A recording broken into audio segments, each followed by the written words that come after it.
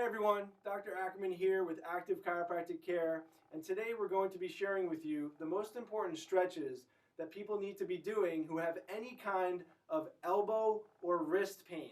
So the first stretch we're going to teach you is an upper trapezius stretch.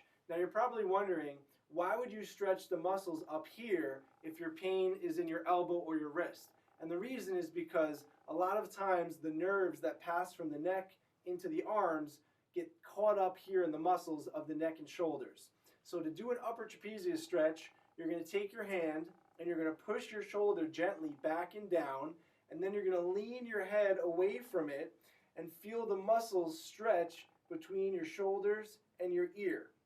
You're going to hold this stretch for 15 to 20 seconds, and you're going to make sure to come back slowly. So if you're experiencing discomfort in your right arm, then you want to focus on stretching the right upper trapezius.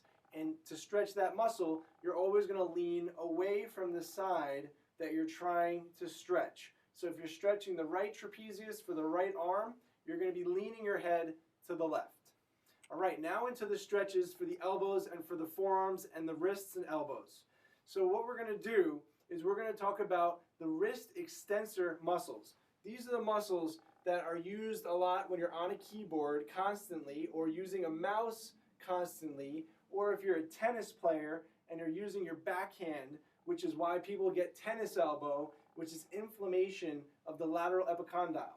So what you're going to do to stretch the wrist extensors is you're going to straighten the arm, you're going to keep your shoulder back and down, and you're going to gently take all 4 fingers and you're going to stretch them downwards to feel a good stretch on the top of your forearm.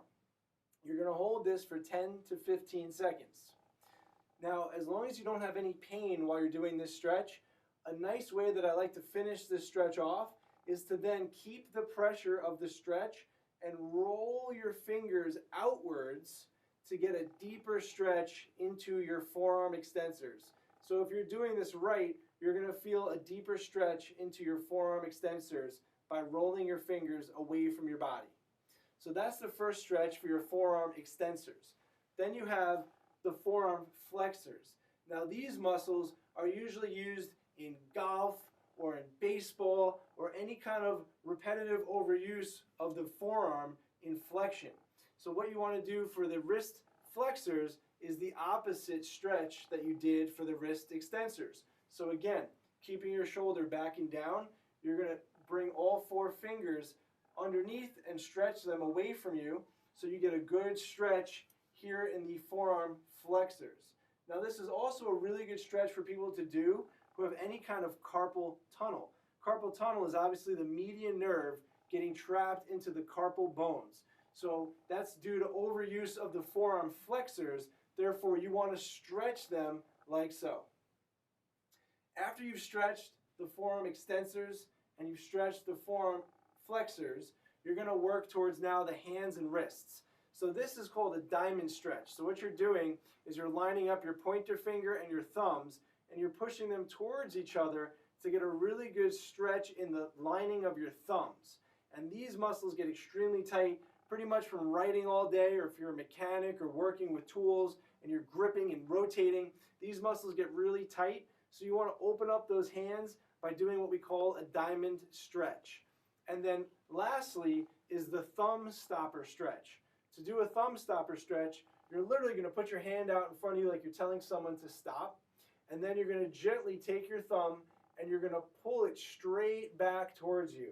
And that's going to be a great stretch into the ball of your thumb. And that's also an area where the recurrent median nerve travels to. And that's the branch of the median nerve that's affected by carpal tunnel. So people who have carpal tunnel and start to notice weakness into their hands and their grip, it's because of the recurrent median nerve being affected. So this stretch can not only help to reduce the signs of carpal tunnel, it can also help get you some strength back into your hands. So that's the thumb stopper stretch. And you want to do these stretches on a daily basis, 2-3 times a day, especially if you're working at a computer or if you're working with tools in your hands. And then lastly, I'm going to give you a bonus stretch, which is a traction to reset your carpal bones. So now something to think about is we talked about the muscles, but there's 8 carpal bones in your wrist, and very often those bones get out of alignment, and that can contribute to the pain that you might be having in your wrist or even in your elbow. So a gentle reset that you can do for your wrist bones is by taking your middle finger and your thumb and wrapping them around your wrist and then gently pulling apart so you're creating traction, and then while you're tractioning, you're going to gently flex the wrist and create a fulcrum with your middle finger and your thumb. So that's going to traction and flex the wrist, which is a really good way to reset the alignment of the carpal bones and to help take tension off the median nerve and off the wrist and the elbow. So hopefully those stretches and that little trick helps you with your wrist and your elbow. If you have any questions, you want to contact the office, or if these stretches aren't helping you, you may have something going on in the neck that's being pinched, causing the pain into your elbow and into your wrist. So most importantly, remember to get your spine checked always by a chiropractor to make sure that there's no nerves being affected causing your elbow and wrist or hand pain. And then we teach all of our patients these stretches to complement and help them hold their adjustments longer. So I hope these stretches help you, and most importantly, remember to stay healthy and stay active.